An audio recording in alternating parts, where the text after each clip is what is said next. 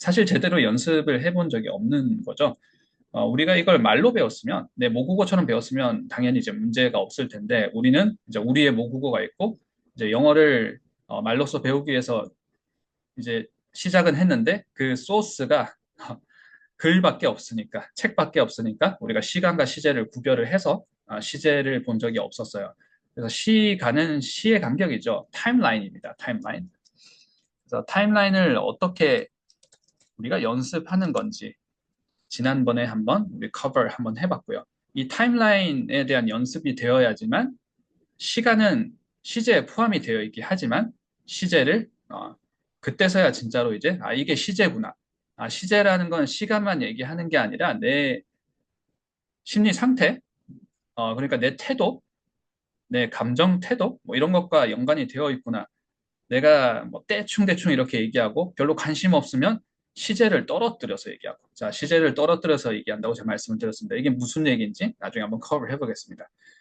그리고 내가 정말 이렇게 care하는 느낌으로 관심을 엄청나게 가지는 느낌으로 어떨 때는 과몰입하는 느낌으로 얘기를 한다 그러면 시제를 떨어뜨리는 게 아니라 반대로 시제가 올라가게 돼요. 자, 이게 어떤 말인지 한번 바로 커버 한번 해보도록 하겠습니다.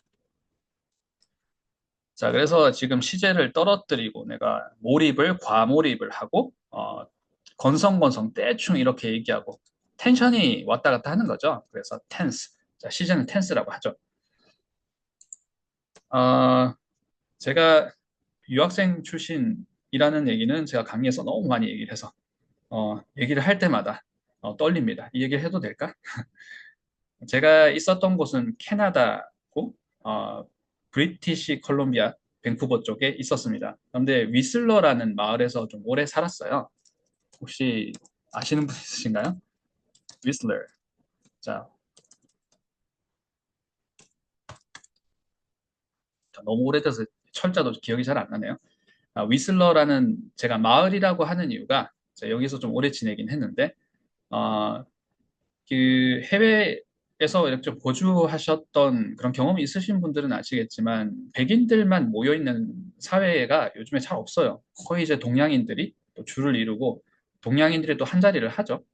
거의 이렇게 뭐 의사 선생님, 변호사 이렇게 항상 연락해서 만나면 다 동양인이고 물론 2세, 3세 그런 동양인들 뭐 이렇게 똑똑한 사람 이런 꼭 동양인들이었던 것 같아요. 에이지언 피플이었던 것 같습니다. 좋은 일이죠. 아, 근데 제가 이제 오랫동안 살았던 위슬러라는 마을은 동양인을 거의 볼 수가 없었어요. 그래서 거의 제가 유일한 동양인 일대가 있었습니다. 그래서 가끔씩 이렇게 지나가다가 제가 어떤 모습을 하는 사람이 제가 동양인이라는 걸 잊고 살다가 어떤 모습인지 그러니까 검은 머리에 눈동자도 검은색이고 뭐 이런 걸 잊고 있다가 가끔씩 이제 거울을 가끔씩 보게 되면 깜짝 놀라고 정말 그랬어요. 항상 이제 백인 얼굴만 보다가 너무 다르잖아요. 제 얼굴 보고 깜짝 놀라고 그랬었던 기억이 나는데 여기는 스키로 유명했어요. 스키 리조트. 그리고 여름에는 익스트림 스포츠로 굉장히 유명한 곳이었습니다. 관광객이 많았어요. 관광객은 미국에서도 오고 호주에서도 오고 호주에서 참 많이 왔었는데 유럽에서 많이 왔었습니다. 자, 한 번은 이런 일이 있었어요. 제가 일하고 있던 회사의 어, 프론트에 프론트 데스크에 제 상사 자, 매니저였는데 이름은 글렌이었어요.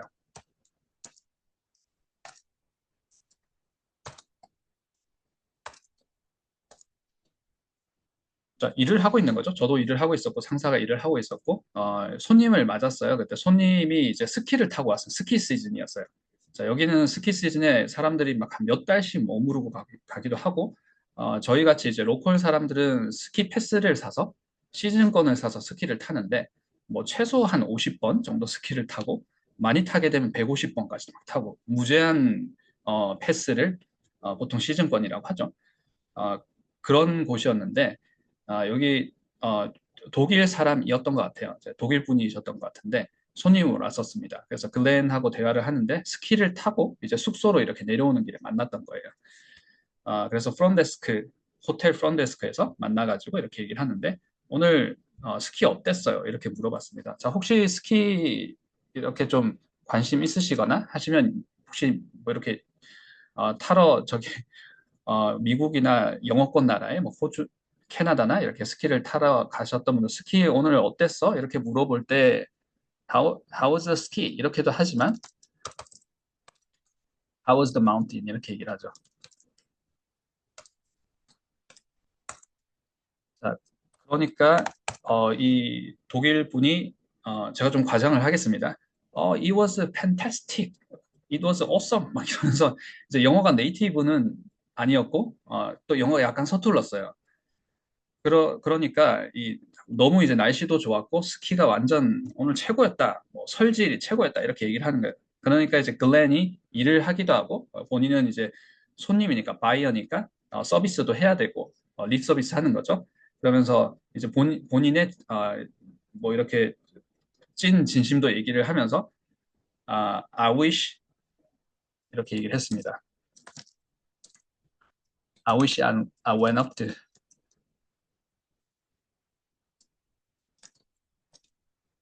mountain every day. I wish I went up to the mountain every day. 이렇게 얘기를 했어요.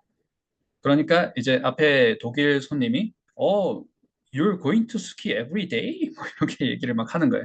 이제 둘이 대화가 안 통하기 시작하는 거죠. 그러니까 글렌이 No, I mean, I wish I went. 이렇게 얘기를 합니다. went를 한 두 번, 세 번 반복을 해요. 아니, 제 말은 그게 아니고 저 갔으면 좋겠다고요. 이렇게 얘기를 하는 거죠. 근데 상대방은 매일 간다고요? 스키를 매일 타세요? 와, 정말 좋으시네요. 뭐 이렇게 하면서 대화가 안 통하는 거예요. 자, 제가 이 부분을 언급을 드렸습니다. 자, 글렌은 답답해서 이제 원어민이잖아요. 영어를 못 해본 적이 없는 사람이죠. 그리고 제가 잠깐 이렇게 배경 설정을 했던 것처럼 여기가 뉴욕시티나 토론토라든지 밴쿠버 시티였으면 어, 이렇게 무지한 백인은 아니었을 거예요. 상대방이 내 영어를 못 알아듣고 있구나라고 생각을 해서 문장을 바꿔서 얘기를 했을 거예요. 배려 영어를 할 줄 아는 사람이었을 겁니다. 근데 저의 그때 상사 글렌은 배려 영어는 존재하는지를 잘 모르는 사람이에요. 백인들만 평생 이렇게 만났던 사람이니까 상대방이 내 말을 왜 못 알아듣지? 모르는 거예요. 그러니까 자기가 해야 되는 말을 자기가 써야 되는 단어를 두 번, 세 번 막 이렇게 반복을 하는 것밖에 할 수 있는 게 없었던 것입니다. 자, 비슷한 예로 제가 이 사례에서 우리가 어떤 포인트를 잡을 수 있는지 바로 연결을 해서 학습을 이어가 보도록 하겠습니다. 자, 두 번째 사례 말씀을 드릴게요. 아, 그 위슬러에서 잠깐 이렇게 알던 분인데 학생이었어요. 유학생이었고 어학연수 영어를 꽤 잘했었어요. 어, 처음에는 뭐 이렇게 제가 그 한국 유학생이라는 생각을 못하고 이제 네이티브는 아니라는 건 알고 있었지만 오랫동안 해외에서 영국에서 오래 산 사람 한 1.5세 정도 되는 줄 알았습니다. 근데 아니나 다를까 영국에서 어학연수를 좀 오랫동안 했다라고 하더라고요. 그리고 이제 나중에 또 캐나다에서 위슬러에서 만나서 이렇게 얘기를 하게 됐는데 그 하나 에피소드를 들었어요. 어, 자기가 이제 ESL 수업을 열심히 이렇게 듣고 있는데 선생님이 정말 좋았다. 정말 이렇게 말에 대한 어감, 말에 대한 뉘앙스를 정말 열심히 알려주시려고 노력을 했었고 그 연습을 우리가 충분히 할 수 있도록 액티비티 같은 것들 엄청 이렇게 많이 챙겨주셨다. 근데 우리한테 항상 강조하는 건 근데 말은 너희들 밖에서 배워야 돼. 교실에서 배우는 거 아니야. 밖에서 친구 많이 만나고 뭐 술 많이 마시고 뭐 그런 바에 가가지고 이렇게 새로운 스트레인저하고도 스몰 톡도 해보고 이렇게 해야 돼. 뭐 이런 얘기를 했다고 하네요. 자, 근데 좀 인상 깊었던 게 근데 하나 이상했던 게 그 선생님이 그 가정법 시간이었던 것 같아요. 가정법 시제 시간인 거죠. 자꾸 뒷걸음질을 치더래요. 자기는 왜 뒷걸음질을 치는지 몰랐다. 자, 그 얘기를 하고 있습니다. 자, 이런 거겠죠. 예를 들어서 제 상사였던 글렌이 I wish I went 이렇게 얘기를 한 것처럼 um,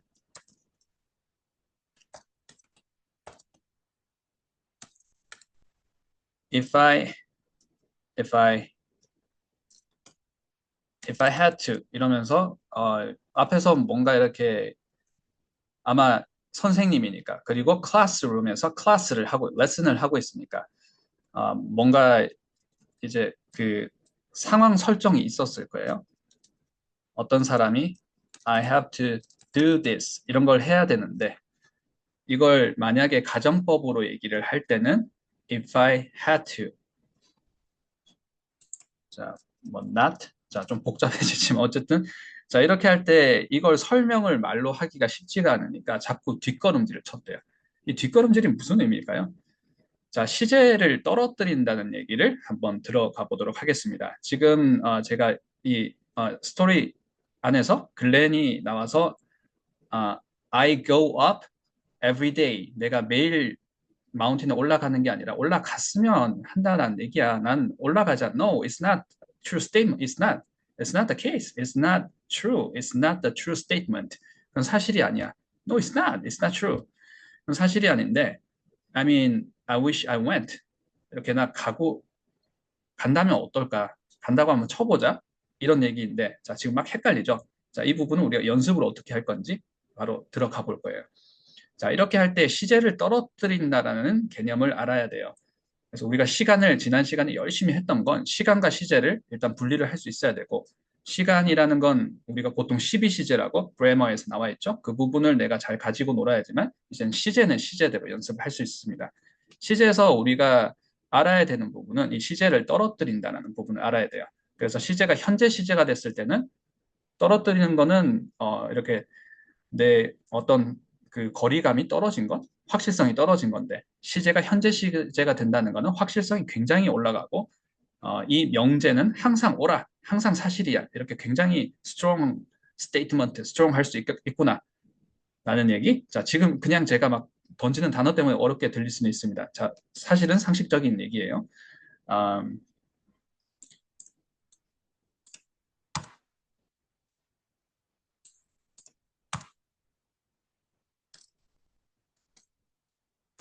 자, 화면 스크린 보이시죠? I can do it. 자, 어렵지 않죠? 이게 무슨 말이에요? 나 할 수 있어.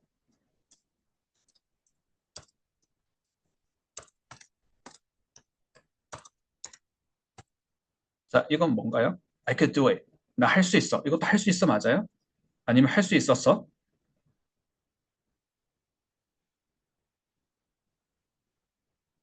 자, 이때 우리가 첫 번째 문장의 이 조동사라고 하죠. 현재 시제죠. 이건 할 수 있다라는 얘기고, 이게 우리가 굳이 그래머에서 얘기하는 시제, 현재 시제, 지난 시제 뭐라 그러나요? 과거 시제? 그리고 앞으로 있을 시제는 미래 시제라고 하죠. 그럼 이건 현재 시제일까요? 과거 시제일까요? 미래 시제일까요? 일단 과거 시제 아닌 것 같죠? 과거 시제는 안 쓰입니다. 현재 시제겠죠? 미래 시제 쓰일까요? 쓰일 수 있습니다. 어떻게 하면?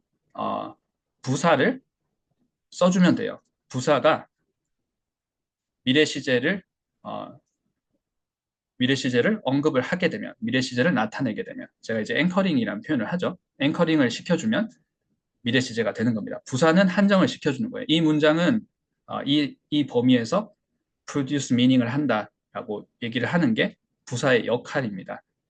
한정용법이라고 하죠. 그리고 혹시 기억이 저도 갑자기 왜 기억이 나는지는 모르겠는데, 왕, 래, 발착, 동사, 뭐 이런 게 있지 않습니까? 자, 그래서 그런 것들이, 사실은 현재 시제인데, 현재 그런 왕, 래, 발착, 동사, 그런 단어가, 자, 웃기네요. 자, 그런 단어가 현재 시제로 쓰이지만 미래를 나타낸다. 자, 근데 혹시 문구를 다시 한번 찾을 일이 있으시면 아마 기억이 그렇게 나시는 분들도 있으실 거예요. 자, 그 문구를 잘 보면 부사가 미래를 나타내는 부사들이 나와야 돼요. 근데 사실 이건 그 왕래 발착 동사 발음이 되네요, 신기하게. 어, 왜 기억이 나는지 모르겠어요. 주입식 교육이 이렇게 파워풀한 것 같습니다. 그렇죠? 아, 근데 모든 동사가 사실 왕래 발작 동사뿐만이 아니라 그런 동사들이 오고 가고 하는 것들은 어차피 시간 타임라인을 계속 얘기를 해야 되잖아요. 그런 것들이 더 빈번하게 쓰이는 것이지 모든 동사에 다 해당이 됩니다. 부사가 이 시간대를 살려주는 거예요. 타임라인을 얘기를 해주는 겁니다. 그러면 지금 이 앞에 보이는 이 우리가 예문에서는 무슨 얘기냐면 이 자체로는 다 현재도 될 수 있고 다 미래도 될 수 있어요. 이 과거형도 미래 될 수 있습니다. 자, 부사에 따라서 달라요. 자, 근데 이 I could do it 이것이 이제 과거형으로 정말 지난 시제를 얘기를 할 때는 앞에 이런 상황 설정들이 있었을 거예요. That happened and this happened and it was that blah blah blah. 뭐 이렇게 과거 얘기를 계속 하고 나서 and I could do it 하면 이건 어, 100% 과거형입니다. 뺄 수 없어요. 자, 그런데 그런 이제 상황 설정이 되지 않고 이 I could do it 이 단독 이 문장만으로 이걸 과거라고 할 수는 없습니다. 자, 그래서 잠깐 이제 TMI이긴 하지만 제가 이제 그 직장 생활, 글렌하고 일할 때 그때 직장에서도 마찬가지였습니다. 그때는 이런 스마트폰이 있던 시절도 아니고 카카오톡도 있던 시절도 아니고 갑자기 제가 되게 옛날 사람 된 것 같네요. 그런 시절도 아니고 했기 때문에 무전기를 다 들고 다녔었어요. 모토로라 무전기. 자, 근데 거의 네이티브였지만 가끔씩 이제 그 유럽에서 온 친구들, 영어는 잘하지만 친구들이 어, 지금 얘기하고 있는 문장입니다. I could do it, I couldn't do it 이런 걸 얘기를 하게 되면 네이티브들이 이럴 땐 고쳐줘요. 너 그렇게 하지 말고 그럴 때는 우리가 이게 그러니까 제가 좀 풀어볼게요. 그들의 말을 해석을 하게 되면 이게 미래인지 현재인지 과거인지 우리가 어떻게 알아? 너가 과거로 얘기를 하고 싶으면 I wasn't able to do it 이렇게 바꿔서 얘기해. 이렇게 해야 사무적으로 영어 하는 거야. 이게 비즈니스 영어야. 이럴 때는 고쳐줘요. 왜냐하면 본인이 일이 더 생기면 수고가 더 생기면 안 되니까. 자, 제가 하고 싶은 말씀드리고 싶었던 포인트는 이 자체만으로는 둘 다 현재도 될 수 있고 미래도 될 수 있고. 자, 그럼 차이는 무슨 차이냐? 자, 둘 다 할 수 있음을 나타내는 것이에요. 오늘 can하고 will하고 should하고 뉘앙스도 한번 터치 한번 해볼 겁니다. 자, 그래서 나중에 이건 선택권이 있고 내가 그 선택을 하겠다라는 그 태도가 할 수 있다는 얘기인데 어쨌든 할 수 있다가 예를 들어서 이건 100% sure 라고 하게 되면 이건 어느 정도 퍼센테이지가 될까요? 자, 정도에 따라서 다를 수는 있겠지만 한 요 정도? 라고 우리 그냥 컴페리슨 한번 해볼게요. 자, 무슨 얘기냐? 이 과거형을 쓰게 되면 내 확실성이 떨어진다는 거예요. 우리 시제를 떨어뜨린다는 건 지금 이 얘기를 하고 있습니다. 내가 I can do it 이렇게 쓸 수 있었어요. 근데 나는 확실성을 이렇게 두고 싶지 않아. 나는 확실성을 50%대에서 60%대로 떨어뜨릴 거야. 이럴 때 시제를 가지고 노는 겁니다. 시제를 가지고 조절을 하는 거예요. 무엇을? 심리적인 거리감을.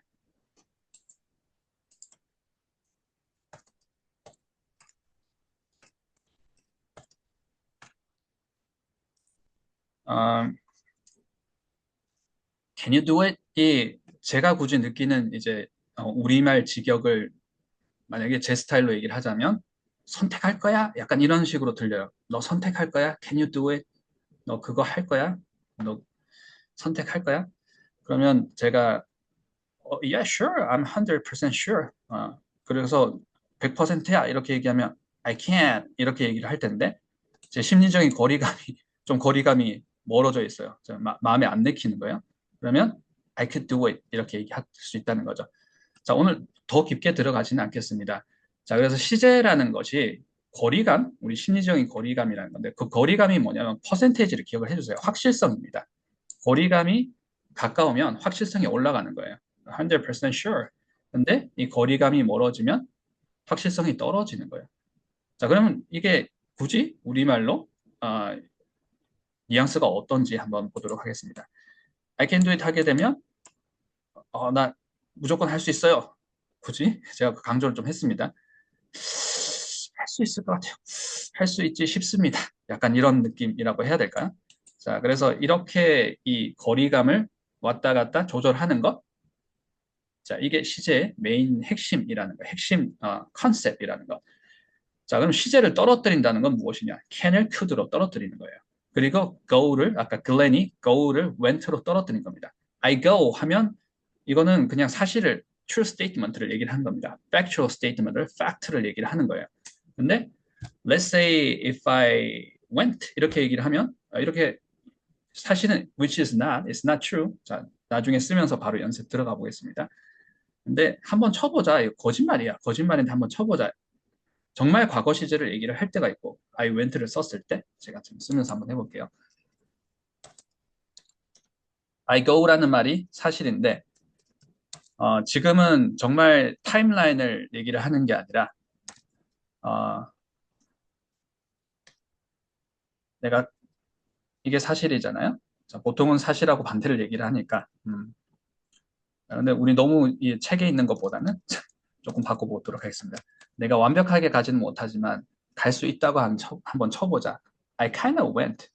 자, 이렇게 얘기했을 때는 이게 사실이 아닌 거예요. 자, 거짓말을 하는 겁니다. 자, 어쨌든 지금 연습은 계속 이어서 한번 해볼 거예요. 연습 문제를 준비를 해놨습니다. 근데 거리감 저런 얘기 하는 거구나. can을 could를 하게 되면 좀 불확실하게 얘기를 한다는 거구나. 자, 그러면 마찬가지로 will하고 would가 있을 텐데 하나는 현재형이고 하나는 과거형이잖아요.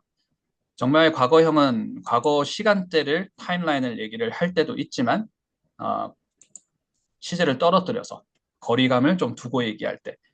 자, 그러면 현재 시제일 때의 그 거리감이 가까울 때 확실성이라고 얘기를 할게요. 확실성이 높을 때. 자, 확높이라고 적었습니다. 확실성이 높을 때의 장단점이 있어요. 자, 이 부분을 정리를 해야, 자, 정리를 위한 정리는 아닙니다. 이걸 우리가 활용을 하겠죠? 스피킹에 활용을 하고 라이팅에 활용을 하겠죠. 자, 확률이 거리감이 낮을 때 시제를 떨어뜨렸어요. 오늘 시제를 떨어뜨린다는 말 중요하다고 그랬습니다. 확률을 낮췄을 때의 장단점, 어떤 게 있을까요? 자, 확률을 높이게 되면 100% sure의 치명적인 장점, 치명적인 장점은 명료하다는 것이죠. 명확하다는 것이죠. 명료성이 올라가는 것입니다. 자, 단점은 무엇일까요? 우리 항상 이제 팩폭만 하고 다니는 사람들, 나는 성격이 이래서 바른 말밖에 못하는데 되게 밉지 않습니까? 되게 재수없지 않아요? 자, 명료성이 올라가는 건 괜찮은데, 항상 나만 오라 이렇게 너무 강할 수가 있어요. 위화감을 조성할 수 있습니다. 너무 말이 셀 수 있어요. 그리고 ironically 센 말은 잘 깨져요. counter example을 찾게 되면 바로 깨집니다. 센 말들은. 하나만 발레를 들게 되면 바로 깨질 수 있는 게 그런 논리인 거죠. 자, 어쨌든 명료할 수는 있지만 되게 말이 직설적이고 너무 강할 수 있어요. 나만 오라 뭐 이런 얘기인 거죠. 자, 예를 들어서 제가 파란색이야 뭐 이렇게 얘기를 하면 되게 말이 세잖아요. 근데 파란색인 듯 싶습니다. 이러면 약간 부드러워지지 않나요? 약간 이런 얘기를 하고 있습니다. 그래서 확률이 높아지면 명료성은 올라가지만 그래서 계약서 같은데 우리가 비즈니스 같은 것들 할 때 업무적으로 마지막 끝 처리할 때 파이널 터치 할 때는 명료성이 중요하죠. 그럴 때 뭐 이렇게 막 자꾸 말 돌려서 하고 그러면 안 되겠죠. 뭐 해주세요. 뭐 이렇게 정확하게 해야 되겠죠. 자, 근데 해주세요. 이게 더 사생활에서 일반적으로는 그 말 하나 때문에 뭐 가까운 사이에서는 야, 너 나한테 왜 이렇게 사무적으로 돼? 이렇게 할 수 있는 것처럼 자, 위화감을 조금 조성할 수 있다라는 거. 자, 그러면 확률을 낮췄을 때는 거리감을 떨어뜨렸을 때, 그러니까 시제를 떨어뜨렸을 때는 반대입니다. 단점은 무엇일까요? 치명적인 단점이 되겠죠? 애매모호해요. 불확실성. 자, 이 치명적인 단점이지만 장점은 좀 부드러울 수 있다는 거. 유한 거죠. 자, 그냥 유함이라고 적겠습니다. 조금 유할 수 있습니다.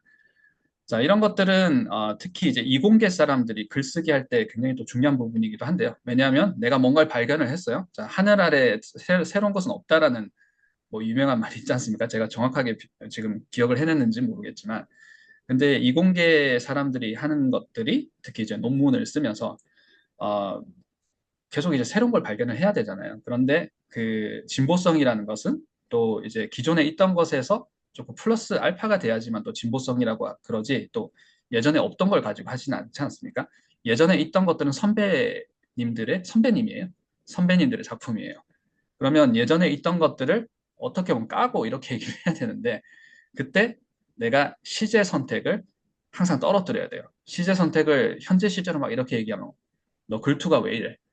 탈락 이렇게 할 수 있습니다. 왜냐하면 심사하는 사람들은 이건 영미권 우리나라 다 마찬가지인 것 같습니다. 심사를 하는 사람들은 선배님들이니까 그렇죠? 선배님들이 인정을 해줘야 내가 진보성을 인정을 받는 거잖아요. 그러니까 재밌지 않나요? 나중에는 우리가 글쓰기 영역에서도 이런 것들이 그렇게 영어가 이제 말이 되고 글이 되려고 하는 것 같네. 아마 이렇게 체험을 하시게 되실 겁니다. 음,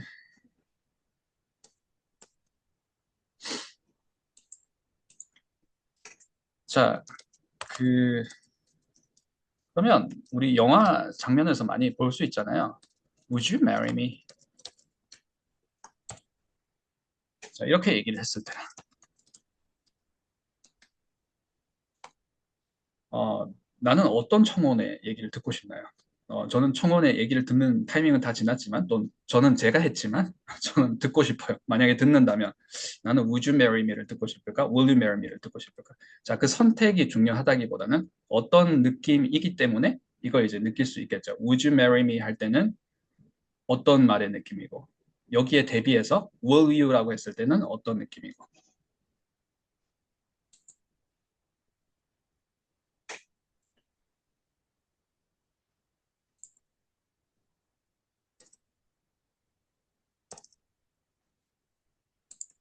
음, 자, 제가 이제 예고했던 대로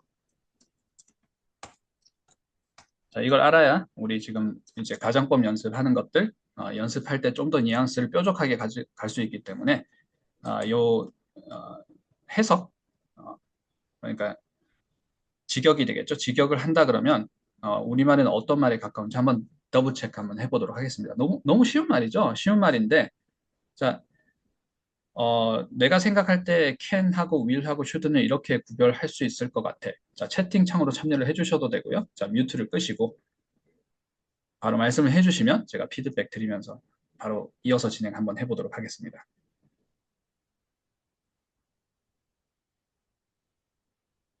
자, 언제 should를 쓰고 언제 can을 쓰고 언제 will을 쓰는 것 같아요? 는 뭔가 할 수 있냐고 물어볼 때. Can you do it? 그쵸, 할 수 있냐고 물어볼 때 정답. 자, 윌은, 그러면 윌은 하고 싶냐? 아니면 할 거야? 할 거야? 오, 좋습니다. 그쵸. 그리고 should는 하는 게 좋을 것 같다고 생각이 들 때. 정답. 그쵸. 어, 너무 좋은데요? 자, 너무 정리를 잘 해주셔서 제가 그 부연 설명을 하면 이거 막 이렇게 뭔가 더럽힐 것 같아요. 지금 너무 깔끔하게 설명을 해주셨고, 특히 요즘에는 안 그런데 제가 이제 학창 시절이나 이- 저는 이제 강의를 시작한 지가 좀 오래, 한 25년 전에 처음에 강의를 시작을 했었는데 서울에서 처음에 강의를 했었어요. 그 다음에는 캐나다에서 쭉 강의를 했었었는데 갑자기 제가 삼천포로 처음에는 어휘 강사를 했었습니다. 신림동에서 고시 영어 막 가르쳤어요. 그 당시만 해도 should 하면 다들 해야만 한다. 막 되게 강한 의무 이렇게들 해석을 많이 하셨거든요.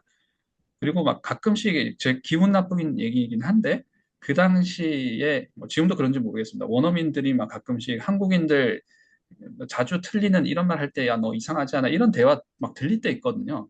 그때 얘기하는 것들이 should 중에 하나였어요. 왜 should를 이렇게 해석하지? 자, should는 해도 좋다입니다. 하는 게 좋을 때예요.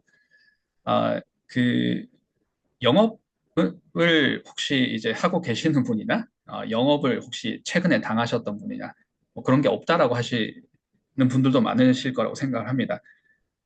보통 광고들은 다 보잖아요. 광고를 봤을 때 저도 이제 뭐 영업을 하는 일을 하고 그다음에 이제 광고도 만들어야 되고 뭐 여러 가지를 다 해야 되는 일을 하다 보니까 광고를 만들기도 하는데 광고를 보기도 하는데 광고에서 보통 문구가 어떤 문구가 나오나요? 여러 가지 문구가 있겠죠. 제가 강조하고 싶은 걸 말씀을 드리겠습니다.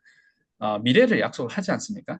자, 지금 이 서비스를 선택을 하시면, 지금 여기에 버튼을 클릭을 하시면, 이런 미래가 있을 겁니다. 자, 하는 게 좋다라는 얘기인 거죠. 자, 이때 제일 잘 어울리는 조동사는 should입니다. should. 자, 누가 웹판원이, 요즘 웹판원 만나기 힘들죠. 어, 근데 외판원이 와서 뭐 이렇게 뭐 한번 시음 한번 해보세요. 제가 겪은 것 같네요. 자, 직원들 이렇게 뭐 이 그 건강 한번 챙겨주시게 사장님 이거 구독 한번 해보시죠. 1년 구독하시면 저희가 뭐 이렇게 2년 가격으로 해드리겠습니다. 사장님도 건강 챙기셔야죠. 뭐 이렇게 하면서 그때 하는 말투가 다 슛입니다. 그래서 반드시 해야 된다라는 내용과는 조금 달라요. 그리고 우리가 보통 일상생활하면서 하면 좋다, 막 이렇게 상식적으로 해야 된다라는 얘기는 should라고 하진 않아요. 자, can 한번 얘기해 보도록 하겠습니다. So, you have choices to make. 그래서 you have options to make. 선택권이 있는 거예요. 그 선택권이 없는 사람한테는 할 수 있다고 하지 않습니다. 이거 그냥 가능성이라고 하면 가끔씩 이제 해석이 막힐 때가 있어요. 너한테 이런 이런 선택권이 있어? 선택권이 있으면 그 선택할 거야? 이런 느낌. 제가 아까 can you 이렇게 듣게 되면 너 선택할 거야로 들린다고 말씀을 드렸죠. 자, 그래서 options.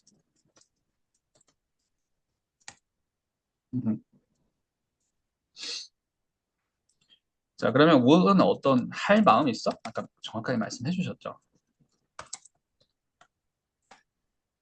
자, 선택권이 있어? 그래서 선택할 거야?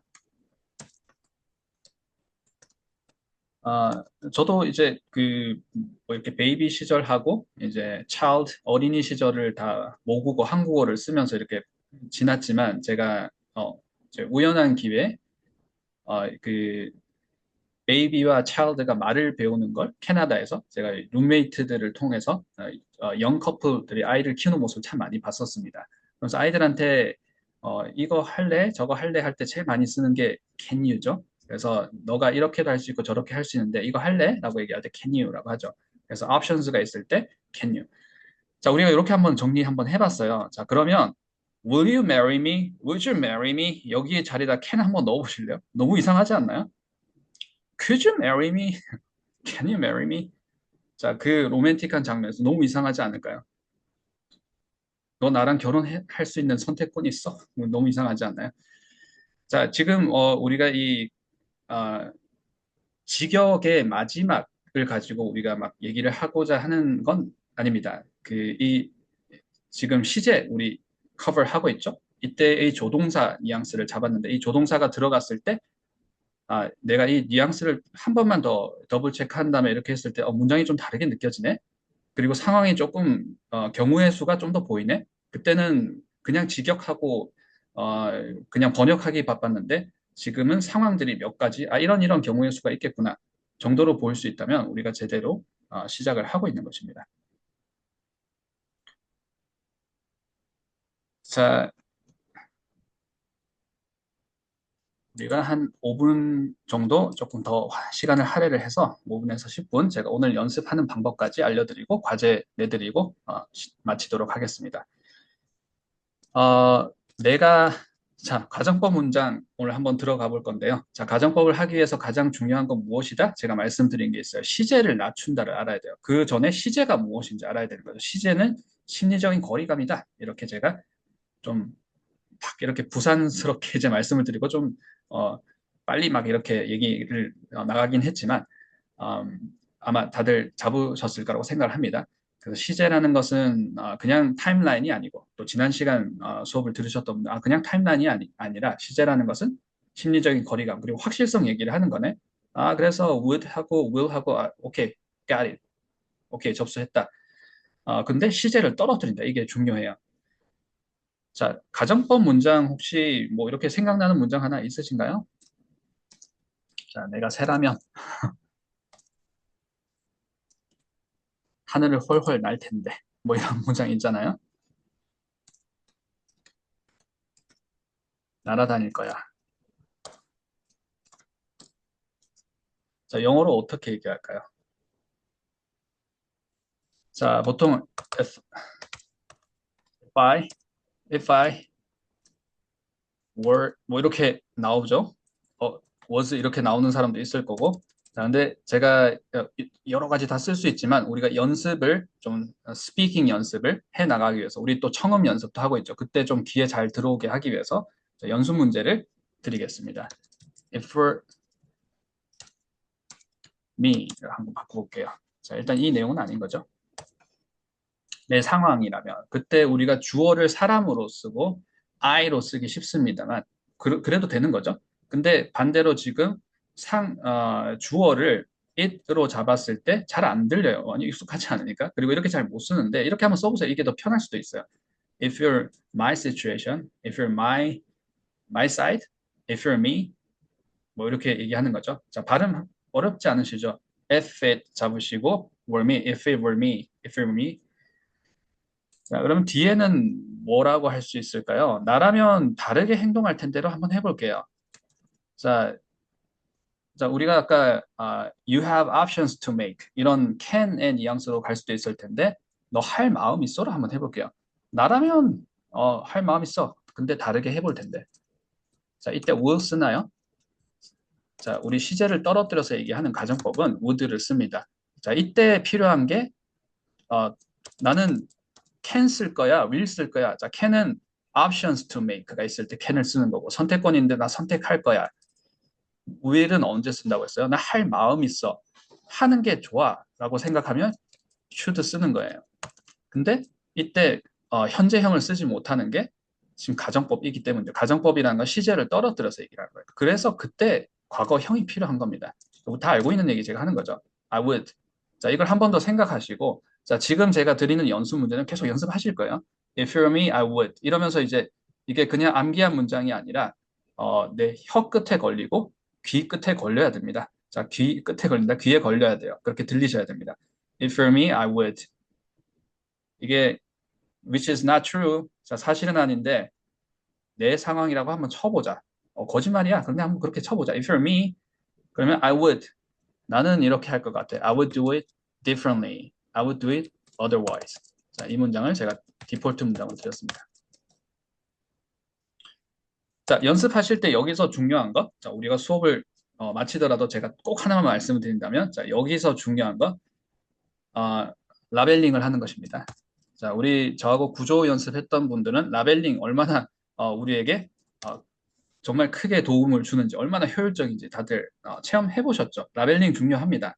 우리가 구조를 잡기 위해서. 자, 그때 우리가 했던 라벨링은 동그라미, 네모, 괄호. 자, 지금은 S하고 R이에요. 이게 뭐지? S하고 R이? 자, S는 situation입니다.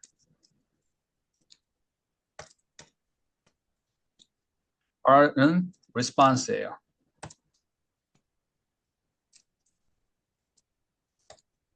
Alright. So, 자, if you're me가 있고 I would do it otherwise가 있습니다. 어디가 S고 어디가 R인가요? 자, R 한번 보도록 할게요. 어디가 response예요? I would. 정답. 그렇죠. 이걸 잡아야 돼요. 자, S하고 R이 두 개가 한 번에 확 들어오시면 좋습니다. 근데 제가 추천드리는 방식은 하나를 먼저 잡으세요. 한 놈을 먼저 잡아야 돼요. 그럼 나머지는 따라옵니다. 내가 연습량이 올라가면. 근데 제가 추천드리는 건 response를 먼저 잡는 걸 연습을 드립니다. 그리고 situation은 그냥 고정으로 우리가 지금 막 주입식으로 암기를 하는 건 아닌데 그래도 고정으로 박아두는 거예요. 왜냐하면 response를 연습을 하기 위해서. 이제 연습 문제를 제가 정해드렸고 연습을 어떻게 하는지를 말씀을 드리고 있어요. 자, 문제 하나 드릴게요. 자, 문제 하나 같이 풀어보고 정답도 바로 말씀을 드리겠습니다. I wish. 자, 오늘 참석하신 분 중에 닉네임이 니콜은 없는 걸로 알고 있어요. So we don't have Nicole, right? Today, no Nicole. She's not here. She's not. Nicole is not here. But I wish she was here. I wish she was. 자, 이렇게 얘기할 수 있겠죠. She's not, obviously. 근데 I wish she was. 자, 이때 was는 그녀가 그랬어가 아닌 거죠. What happened를 얘기하는 거 아니죠? 그랬으면 좋겠어. 이렇게 얘기하는 거죠. It's not. It's not. It's not factual statement. 자, 사실이 아니야. 그런데 그렇다고 한번 쳐보자. I wish she was. Alright. 자, 여기서 response는 어디가 response예요? 자, I wish가 response인가요? She was가 response인가요? 자, 이걸 우리가 한번 생각해 보는 거죠. Think about it.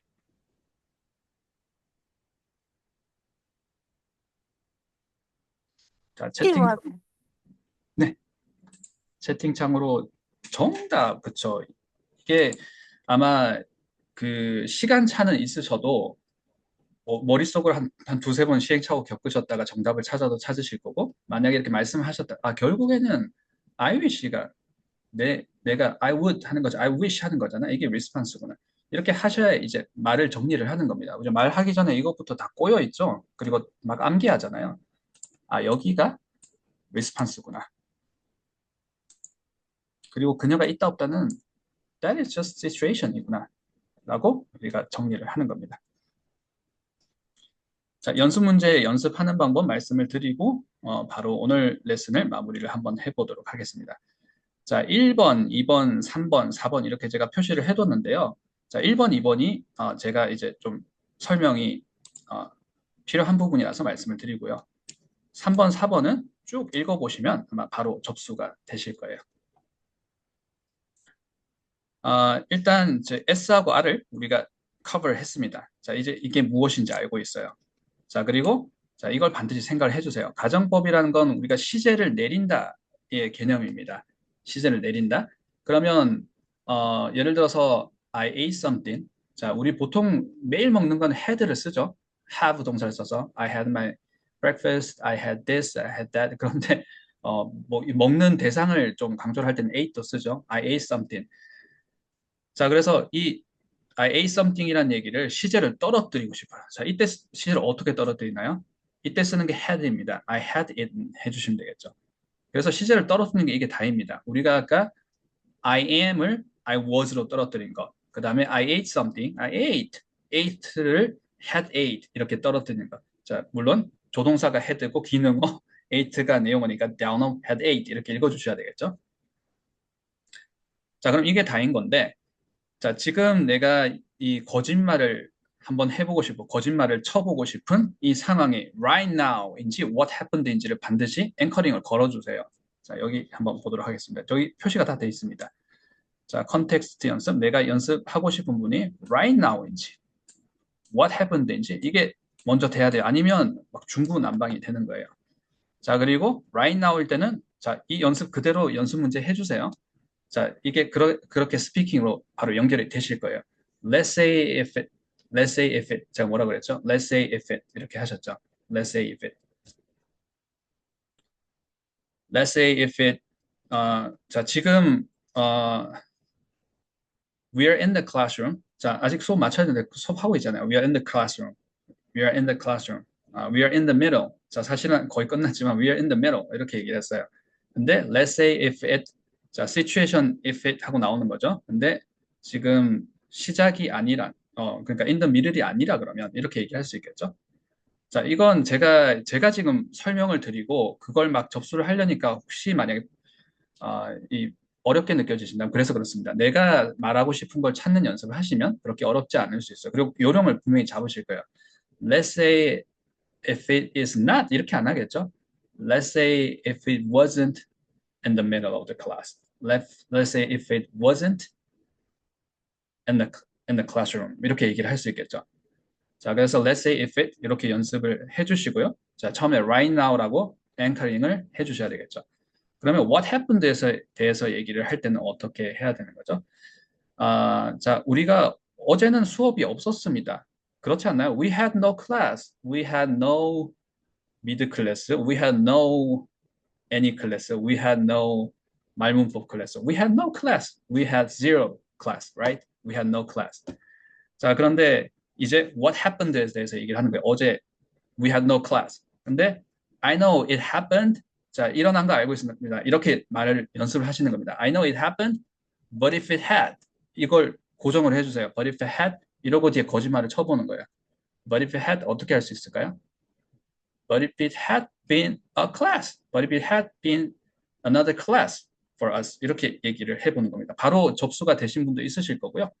녹화본 보시고 그때 그 얘기였구나 라고 접수를 하실 수도 있으실 텐데 자, 일단 제일 중요한 거 S하고 R을 이제 라벨링을 구별을 할 수 있고 컨텍스트 연습할 때 right now인지 what happened인지 그래서 시제를 떨어뜨릴 때 right now면 그냥 과거 시제로 what happened면 had 하나 더 넣으면 되는 거죠. 그리고 제가 다 정해놨어요. if it had 자, 이렇게 하시고 보통은 뒤에 been 쓰시면 편하시겠죠?